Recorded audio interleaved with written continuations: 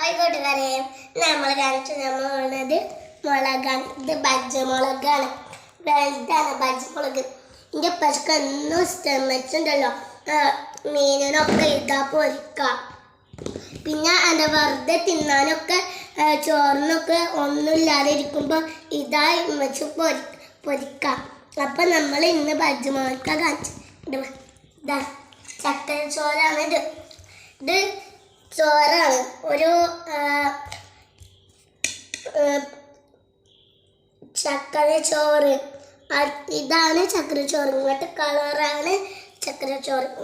നിങ്ങൾ തിന്നിട്ടുണ്ടോ എന്നൊക്കറിയില്ല. നിങ്ങൾ തിന്നോക്കാം.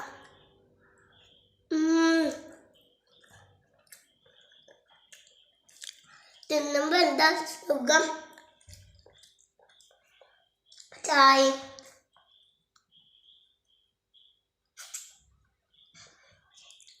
ചായയും കൂട്ടി തിന്നുമ്പോൾ നല്ല രസമുണ്ട്.